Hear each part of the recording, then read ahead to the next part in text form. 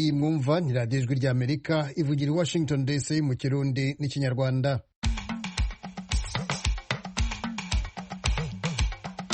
Mu Rwanda twumvikanira kuri FM 104.3 na FM 88.3, naho mu Burundi ni ku mirongo migufi kuri metero 25, 31 na metero 41. Ndabasuhuza kandi mbaha ikaze mu makuru yacu ya mu gitondo, amakuru tubagezaho turi mu ngo zacu kubera ingamba zo gukumira icyorezo cya virusi ya corona. Muri kumwe na Jeffrey Mutagoma. Mu gihe leta y'u Burundi ivuga ko yiteguye kwakira impunzi ziherutse kwandika zisaba gutahuka, bamwe muri zo baravuga ko hari uwanditse urwo rwandiko mu izina ryabo. Jewe nkibona nkindi ku rutonde rw'abasavye ngo guhunguka, nagize ubwoba ndatengugwa, ati ibintu ko nigeze ndabisaba ko jewe nibyo nahunze bigihari mu gihugu.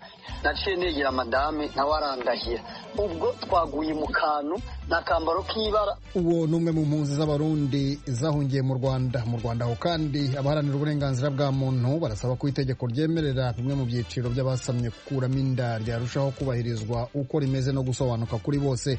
Aya makuru n'ayandi twabateguriye ni mu kanya, duhereye kuhavugwa hirya no hino ku isi.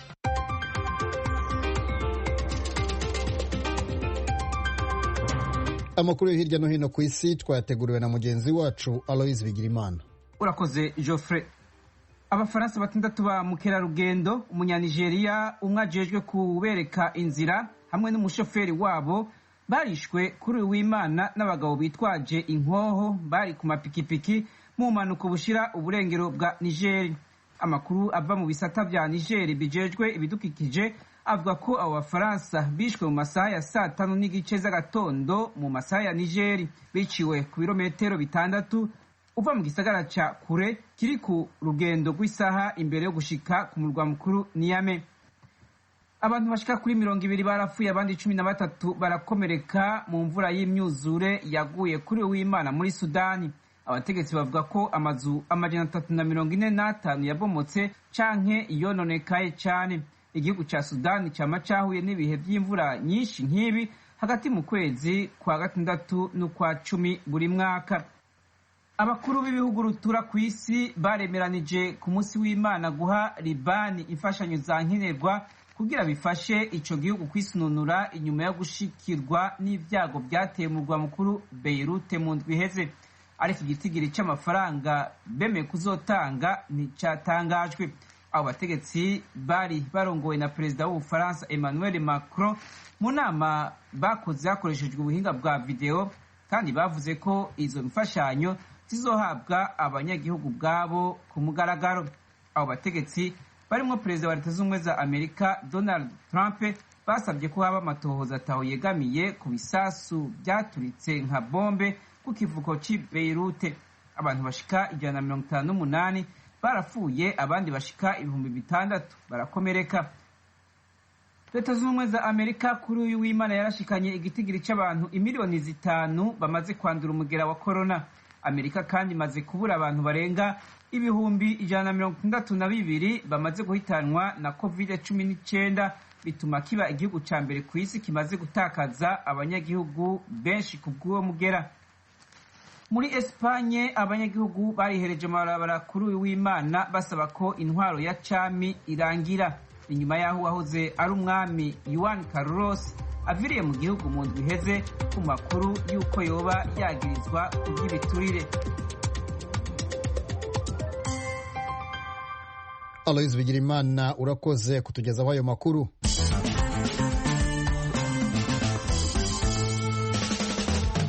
Amakuru yo mu karere reka tuyahere mu Burundi, aho leta y'icyo gihugu ishinja umuyobozi w'ikigo Maison Shalom kirera abana b'imfubyi mu Rwanda, uwo ni Madame Marguerite Barankitse, imushinja kubuza impunzi z'abarundi gutahuka. Itangazo ryasohowe n'umuvugizi wa leta Prosper Ntahorwamiye rishinja Barankitse gutera ubwoba impunzi zirenga 300 zanditse zivuga ko zifuza gutahuka. Margarite Barankitse arabihakana akavuga ko guhunguka ari uburenganzira bw'umuntu ku giti cye. Pierre Claver niyo nkuru nibyo atubwira. Itangazo ryatewe ku mukono rikanasomwa n'umunyamabanga akaba n'umuvugizi wa leta kuri uyu wa gatandatu rivuga ko hari abantu bakomeye bariko baratera ubwoba bakongera bakabuza impunzi gutahuka. Ni nyuma yaho abarundi barenga 300 bari mu ikambi ya Mahama mu Rwanda basaba uyu mukuru w'igihugu c'u Burundi kubafasha gutahuka. Prosper Ntawugwamiye n'umuvugizi wa leta y'u Burundi. Kwigenekerezo rya 5 Myandagara umwaka wa 2020 naho impunzi 5 z'abarundi muzari zateye igikumu ku ikete ryo kwa 2026 mu Kakaro umwaka wa 2020 zarandikiye ikete ubuserukizi bw'u Burundi mu Rwanda aho ziyamiriza iterabwoba rizibuza gutaha zigirirwa n'umupfasoni Margarita Barankitse yashinze ishirahamwe Maison Shalom nawe nyene akaba yahungiye mu gihugu c'u Rwanda. Nk'uko amategeko mpuzamakungu agenga impunzi abitegekanya, igihugu cakiriye impunzi be n'ishiramwe mpuzamakungu ACR bitegerezwa gukora ibishoboka vyose kugira bikura intambamye mu nzira zibuza ko impunzi zitahuka mu gihugu cazo kandi zivyipfuza narijya zonyene ziyemerera kumugaragara ko icatumye zihunga kitakiriho. Uburundi busaba ko hoba inama nyabutatu ihuza ico gihugu HCR hamwe n'igihugu cakiriye izo mpunzi maze abo barundi bagakingirwa. Leta y'u Burundi iboneyeho kano karyo isaba leta y'u Rwanda hamwe na HCR ko yokingira impunzi z'abarundi ziri mu Rwanda ireke izipfuza gutaha zitahe. Leta y'u Burundi iriteguriye kwakirana igishika cinshi hamwe n'umutima wa kivyeyi abarundi bose bahunze igihugu kumvo zitandukanye bipfuza gutaha mu gihugu cabo c'amavukiro. Margarite Barankitse atwara ikigo Maison Shalom yagirizwe na leta ko abuza abandi gutahuka, wewe arabihakana. Kuri we gutaha n'uburenganzira bw'umuntu, gusa wewe avuga ko hataragera ko afata iyo ngingo. Muga gutaha wambitse iceyi ubwa mbere igihugu c'u Rwanda ngene catugwanye ko sivuze ngo bahemutse ko batashe banyumve neza nuko banditse ikete ryandika iceyi batigeze bafashwa. None wotaha barafunguye bajya abantu 9,000 bafunzwe, barafashe abicanyi bari mu nzego za leta, mubona hari amahoro umuntu akaryama atakirara ku mugono. Tuzotaka si kilometero 30 nongahi Muyinga si hafi ikituza kugenda ni kubera atamahoro. Ico bikoze ijwi ry'Amerika ryatohoje rimenya ko bamwe mu mpunzi barenga 300 bari ku rutonde rw'abifuza gutahuka bashezwe ko batabizi, abandi nabo baritavye Imana. Jewe nkibona nkindi ku rutonde rw'abasavye ngo guhunguka nagize ubwoba ndatengugwa avuga ati ibintu ko nigeze ndabisaba ko jewe nibyo nahunze bigihari mu gihugu. Naciye negera madame wewe niwe abantu babaraje bagwenda bagusaba igifota nawe arandahira. Ubwo twaguye mu kantu nakambaro k'ibara twarababaye cyane tubonye uwitwa Minani Ezekiel agira nimero ya 78 ari kugo rutonde rw'abantu basaba guhunguka kandi amaze imyaka apfuye, ndetse abantu bose barabizi yafuwe mu iteka mu itongo ry'abapfuye ryo ngaha mu nkambi ya Mahama. Uko kumushira ku rutonde ni nk'ukora mu nkovu umuryango wiwe. Ku ruhande rw'ishiramwe mpuzamakungu HCR gita impunzi ryemeza ko giteguriye gutahukana abavyifuza bazobisaba umwe wese ku giti ciwe.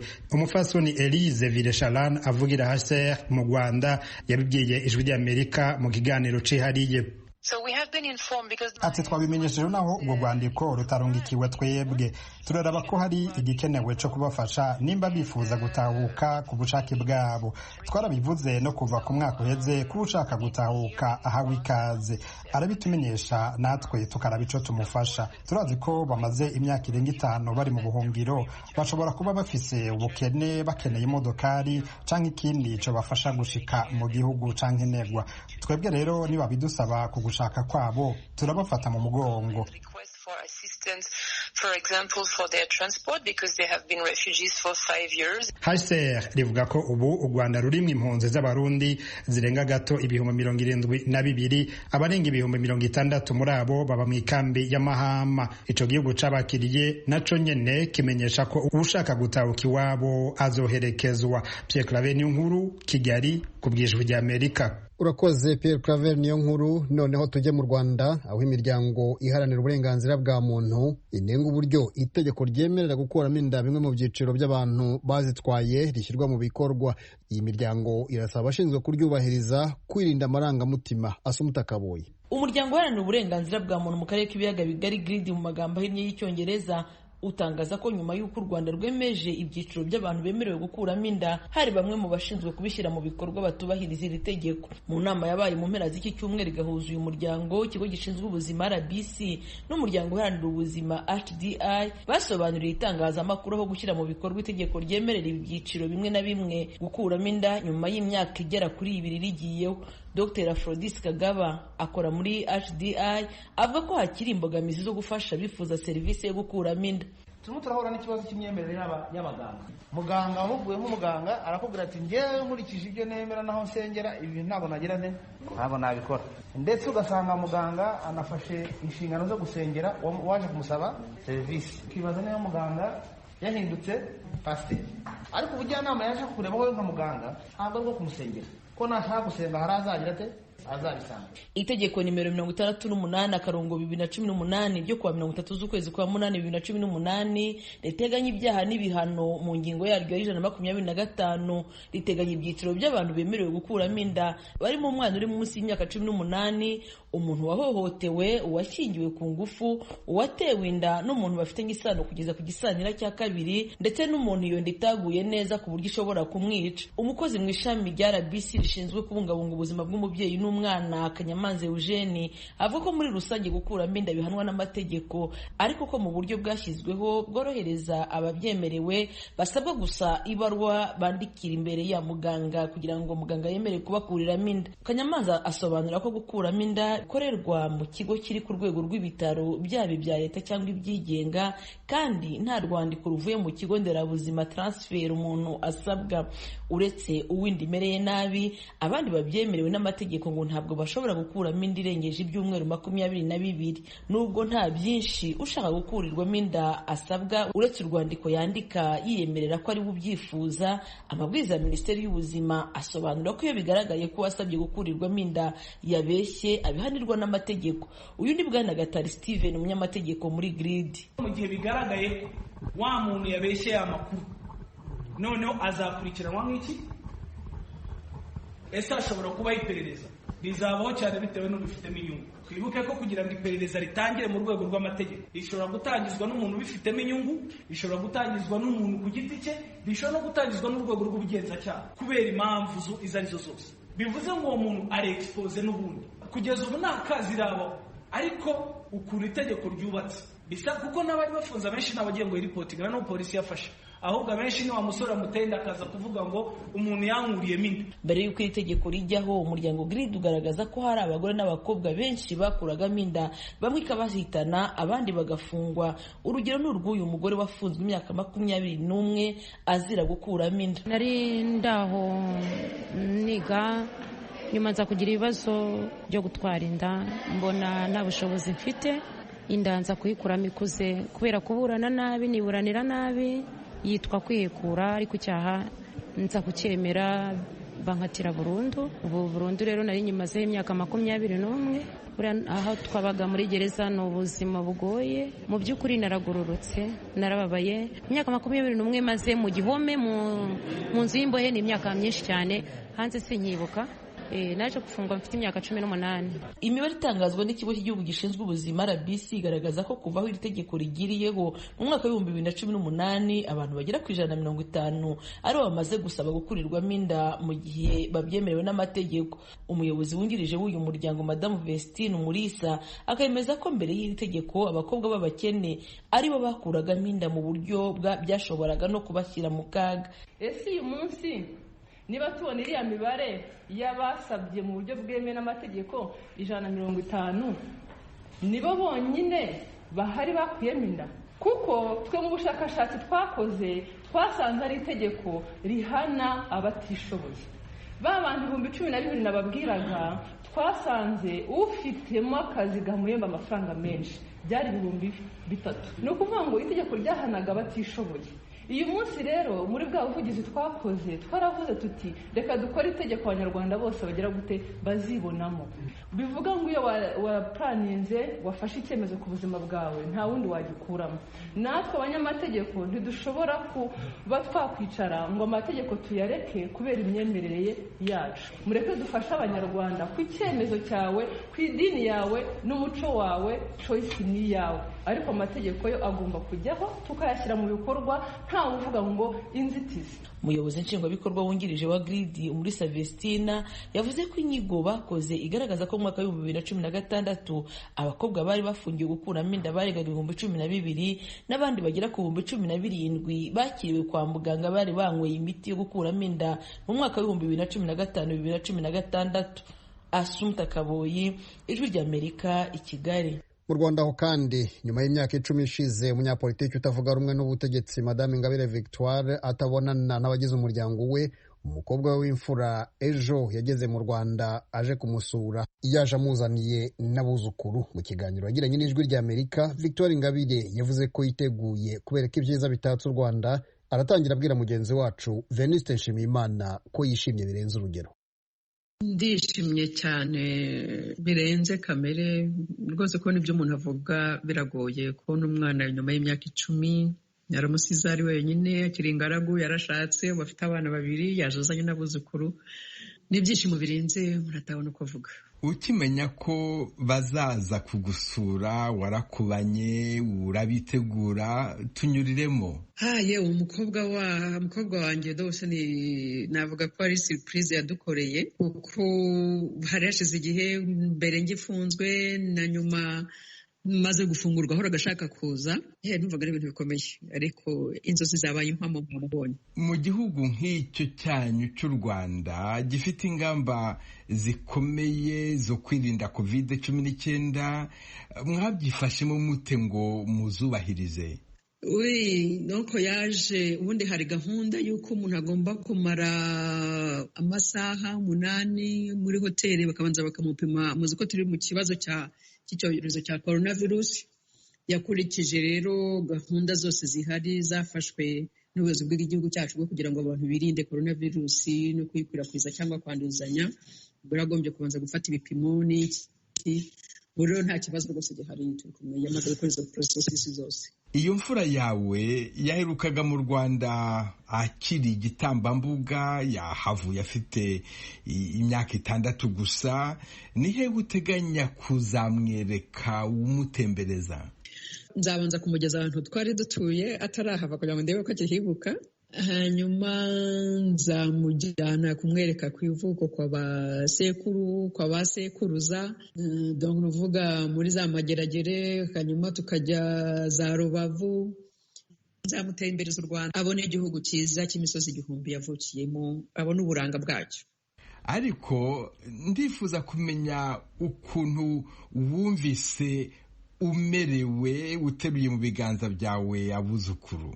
Yewe nabyakiriye neza cyane kubona nyuma y'imyaka 10 nshobora kubona abuzukuru banjye bakaza mu gihugu, tukaba turi kumwe, tukaba dushobora gutembera ahantu hose mu gihugu nta kibazo. Ndumva ari ibintu bishimishije cyane. Uzagira n'igihe cyo kwicarana n'abuzukuru, ukine nabo, basimbagize, bagutera ineza? Niko bimeze rwose, nkabigisha Ikinyarwanda kuko bo nta Kinyarwanda bazi. Umukobwa wanjye bavuga Ikinyarwanda, ariko abuzukuru cyakora bazi kuvuga ngo ni byiza. Yumve ngo makuru akubwira ngo ni byiza, umukuru ndacyari mutoya ntaratangira kuvuga. Ubwo urumva nzanabigisha uturirimbo two mu Kinyarwanda, mbese nzabashyira mu mugongo mbaheke. Mbese urabyumva iby'umubyeyi nyine wabonye abuzukuru nyine. Ariko ntabwo ushobora kubyumva nyine. Muri make uyu munsi uzawandika mu mateka y'ubuzima bwawe? Nibyo rwose, ni umunsi ukomeye mu buzima, kugira ngo nongere kubona umwana wanjye nyuma y'imyaka 10 afite n'abuzukuru. Donc urumva nibwo bwa mbere mbonye umwuzukuru wanjye ndabona muri iyo myaka yose nibwo bwa mbere mbonye umwuzukuru. Abuzukuru bamaze mfite imyaka 3, umva mu myaka 3 baravutse ntarabateruye ntaragize nte, urumva no kubaterura nyine nkabagumaho nkabagondera nyine. Ni umunsi ntashobora kwibuka na rimwe mu buzima bwanjye, ntabwo nshobora kwibagirwa. Igihe nikigera ngo batahe ukabaherekeza, nihe mpamba uzabategurira? Nzabatekerera agaseke karimo imbuto z'u Rwanda batabona i Burayi, kugira ngo bajye no kwereka abandi bati twagiye kwa nyogokuru, dore ibyo yaduhaye, dore ibyo twavanyeyo. Victoire Ingabire Umuhoza, ndagushimye cyane kubera aka kanya wahaye Ijwi ry'Amerika. Yego namwe murakoze. Ukomeje kumva radiyo Ijwi ry'Amerika. Tugeze mu mwanya w'amakuru y'imikino, duhera mu Burundi. Reka duhe umwanya mugenzi wacu Desire Hatungimana. Inyuma y'amezi 5 ishyirahamwe rya handball Bujumbura rihagaze kubera ikiza ca corona, ishyirahamwe mbere ryafashe ya mbere mu guhagarika inkino mu Burundi. Mu mpera y'ino ndwi haratunganijwe inkino bisize umwizero. Umugwi w'intwari ukaba ari watahukanye iryo higanwa ku bitsindo 37 kuri 16 vya SOS. Nkurunziza Eric ajejwe ubuhinga mu ishyirahamwe rya handball Bujumbura amenyesha igituma batunganije iryo higanwa, akanashima ubuhinga bagezeko. Iri higanwa mu gutunganya twayise tournoi de l'espérance kubera komite executive yabonye ko abakinnyi bamaze iminsi bicaye kubera periode turi mu covid, cha turumvikana yuko twondera tournoi de l'espérance kugira ngo habe redynamisation des joueurs, abasore ku kivi basore gukora kugira ngo batange championnat bafise amaforme kugira ngo batange championnat neza ya tutunganya association ya handball Bujumbura. Twagomba dushimire cyane amakrebe ko yagiye arifatamo neza aritegurira ibihiganwa, ariko urabona ko ari umupira ubereye ijisho cyane. Umupira uri kuraba finale urabona ko utashobora kumenya equipe iza gutsinda muri uno mwanya kuri departement. Cyo gituma tubona ko niveau yaduze cyane, ahubwo dusaba ko boguma ku kivi kubera twagize n'amahirwe twaronse ibintu byo kwikingira bya covid kugira ngo bagume bagira ibintu byo kwidesinfecta kugira ngo bagume mu mahiganwa bitegurire championnat neza. Boniface Ndayiragije yanonosoye ubuhinga bujanye n'urukino rwa handball, amenyesha ko ubuhinga muri urwo rukino bugaragara mu Burundi. Ubuhinga nabonye ngaha mu Burundi wacu n'ubwandi ma equipe yose nagiye mbona mu bihugu nahoramwo na cyane muri Egypt, ndabona yuko Uburundi bugeze kure cyane. Turafite icyizere yuko mu mahiganwa mpuzamahanga ubu tutagiye kuzosubira inyuma cyane kuronka ibibanza twahora. Ndavyerekwa n'imisore n'imiyabaga y'inkumi dufise bose, nasanze nivo bageze ko turavyiza abandi bageze ko turanganya, mbere harimo n'ababasumba. Imbere rero yuko izo nkino zitangura, abakinyi b'imigwi 16 igize ishyirahamwe rya handball mu Burundi babanje kuronswa inyigisho z'ingene bazohora bikingira umugero wa corona mu gihiganwa rizoba ritanguye. Muri basketball naho mu nkino zo kuno w'Imana, umugwi w'urunani watsinze Aigle Noir amanota 119 ku 48, Lezipo batsinda Muzinga ku manota 81 kuri 48, Jimkani itsinda New Star ku manota 66 kuri 62, nayo umugwi wa Kerne utsinda Dinamo ku manota 58 kuri 58. Inyuma y'izo nkino kara kamwemwe ntangere kubona inkino zigaruka. Uyu ni umukunzi w'umugwi wa Dinamo. N'ubu dusanzwe abafana ntituraba ngo ekipe iratsinze cyangwa iratsinze. Turyoye cyane nuko ihiganwa rigarutse. Ibyo twari turindiriye iminsi, twari twanatangwe kwibaza cyane ibiherezo ryavyo. Ibintu bituryohera ni ibi nk'uko nshigikiye Dinamo, ariko turatsinze kutuberere turaba abakinyi bacu nta ngorane bafise, mugabo turaryohewe cyane gose. Abazogitwara turabakeje uwo bizoshikira gitwara, mugabo ikintu cya mbere nyamukuru n'irihiganwa ritangwe tunezereje. Ibikombe kumbure ko ritangwe n'ibindi bizoza, tuzotwara ibikurikira. Igikombe si cyonyene, hariho championnat nationale, hariho n'ibindi bikombe byinshi bizokinirwa. Inyuma y'urunani Jimkana na Lezipo, umugugira kane mu izokina igice cya kabiri gishiri ca nyuma uzomenyekana kuri no wa gatatu hagati ya Kerne na Mutanga United. Desire Hatungimana, Kigali, Ijwi ry'Amerika. Desire Hatungimana, reka tugushimire. Tujye mu Rwanda noneho, mugenzi wacu Jean Claude Munyandinda akwakira akomeza tubwira amakuru y'imikino avugwa muri icyo gihugu. Mu mupira w'amaguru, mu mpera z'icyumweru gishize ishyirahamwe ry'uwo mukino mu Rwanda Ferwafa ryashyize ahagaragara ingengabihe yerekana amarushanwa ateganyijwe mu gihe hari hashize amezi 5 imikino isubitswe mu Rwanda kubera icyorezo cya virusi ya corona. Hagati y'itariki ya 2 n'iya 17 z'ukwezi kwa 10 uyu mwaka hazaba imikino ya kamarampaka izahuza amakipe 8 yo mu cyiciro cya kabiri kabiri agomba kwishakamo abiri azazamuka mu cyiciro cya mbere. Ku itariki ya 3 n'iya 4 muri uko kwezi kwa 10 hazasubukurwa shampiyona y'abagore mu cyiciro cya mbere n'icya kabiri. Shampiyona y'icyiciro cya mbere mu bagabo izatangira ku itariki ya 31 y'ukwa 10. Amakipe abiri ariyo Gicumbi FC na Heroes FC ntabwo azaboneka muri iyi shampiyona kuko yamaze kumanurwa mu cyiciro cya kabiri bitewe n'uko yari mu myanya ibiri ya nyuma ubwo irushanwa ryahagararaga mu kwezi kwa 3 uyu mwaka. Icyo gihe ikipe ya APR FC igahita ihabwa igikombe cya shampiyona. Aya makipe yamanutse ntabwo yigeze anyurwa n'uyu mwanzuro yafatiwe, ndetse hari amakuru avuga ko yagerageje kwiyambaza urukiko mpuzamahanga rw'imikino Tribunal Arbitral du Sport ari rwo TAS mu magambo ahinnye y'Igifaransa, rufite icyicaro i Lausanne mu Busuwisi, ariko ngo icyo kirego cyabo cyafashe ubusa. Umuyobozi w'ikipe ya Gicumbi FC John Urayeneza avuga ko kumanurwa mu cyiciro cya kabiri kandi shampiyona itararangiye ari akarengane, cyane cyane ko ngo bitakozwe mu nzira nyazo nk'uko bigenda n'ahandi. Urebye biri kubera kuri iyi si, urebye ahandi ukuntu bigenda, urebye uburyo ahandi aho bafite inkiko za siporo babicisha mu nkiko za siporo ibintu bigakemuka. Ni ikintu kigoye nyine, bibaza impamvu kituma abantu batumva abandi ngo bumve ububabare bwabo, ariko nibyo. Uyu muyobozi yongeraho ko batarakurayo amaso burundu, bakaba biteguye kugeza akababaro kabo ku nteko rusange y'ishyirahamwe ry'umupira w'amaguru mu Rwanda. Ntabwo navuga ngo birarangirira aho, kuko ibyo ari byo byose hejuru ya Ferwafa haba hari inteko rusange, tuzayibaza nayo niba ari ko ibyumva, niba ari uko nguko ibyumvise ubwo tuzabyakira. Nicyo gitekerezo, kuko urumva ntabwo umuntu yarenganirwa ngo abyakire. Iyo urenganye ugerageza kureba uburyo warenganurwa, yakunda ukarenganurwa, ariko bitakunda ibyo ari byo byose urwego rwa nyuma muri football yacu ni inteko rusange, ubwo nayo tuzayigisha inama tuyibaze. Amakipe anyuranye akomeje kwiyubaka mu rwego rwo kwitegura shampiyona. Mu ikipe ya Rayon Sport ho haracyavugamo bombori. Ejo ndi kwa gatandatu abanyamuryango 27 b'iyi kipe bandikiye ibaruwa perezida wayo Sadate Munyakazi bamusaba gutumiza inama y'inteko rusange kugira ngo hacocerwemo ibibazo by'urudaca bimaze iminsi byugarije iyi kipe yambara imyenda y'ubururu n'umweru. Muri iki gihe abakinnyi barimo barasohoka muri Rayon Sport urusorongo kubera ikibazo cy'ubukene. Mu cyumweru gishize abakunzi b'iyi kipe bakubiswe n'inkuba nyuma yo kumva ko kabuhariwe Muhadjiri Hakizimana yigiriye mu ikipe ya AS Kigali, mu gihe perezida Sadate Munyakazi yari yaramaze kubizeza ko byose byarangiye agomba gukina Rayon Sport. Muhadjiri Hakizimana avuga ko yerekeje muri AS Kigali kuko Rayon Sport yananiwe kumuha amafaranga bari bumvikanye. Iyi ni football kandi urabizi umukinnyi nyine ukuntu ateye, ari avantage niho umuntu wajya, kuko nuvuga ngo niba ngiye umubwiye ejo nzaguha 10,000 ntabwo uri sire ko nzabiguha, nshobora kwenda nabifite cyangwa bikoresha izindi gahunda. Naza ko nawe na equipe tuvugana ibintu byose nari nkeneye, barabimereza biri ibyo twumvikanye muri contract, barazumva zanjye, numva atari bibi. AS Kigali izahagararira u Rwanda mu irushanwa ry'impuzamashyirahamwe y'umupira w'amaguru muri Afurika, hanyuma APR FC iseruka mu irushanwa rihuza amakipe yabaye ya mbere. Yari Claude Munyandinda i Kigali.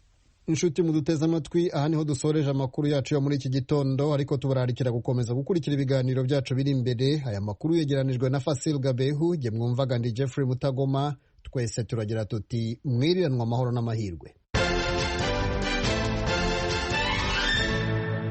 Ijwi rya Amerika ribategura ibiganiro bitandukanye ku bibazo bitari bike. Ubu tugiye kubagezaho ijambo ry'ibanze risobanura imigabo n'imigambi ya Leta Zunze Ubumwe za Amerika.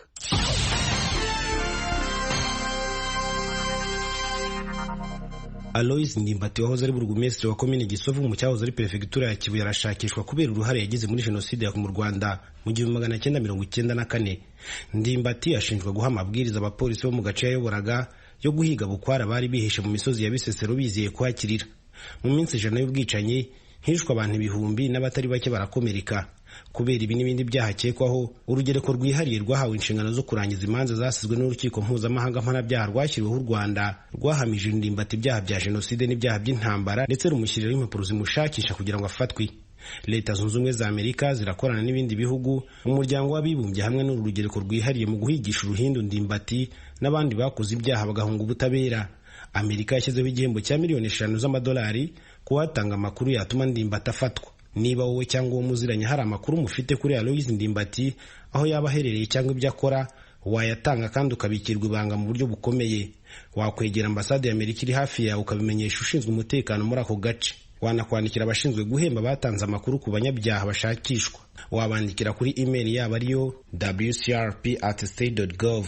cyangwa ukabavugisha kuri WhatsApp yabo ariyo akamenyetso ko guteranya 120 297 554 68. Wanasura urubuga rwabo rwa Facebook ari rwo wa@facebook.com/kaberamye War Crimes Rewards Program, cyangwa ukabandikira ku rukuta rwabo rwa Twitter ari rwo wa@twitter.com/kaberamye War Crimes Reward ushaka amafoto y'abashakishwa. Amakuru yose azabanza agenzurwe kandi abazatanga amakuru bose bazagirirwa ibanga.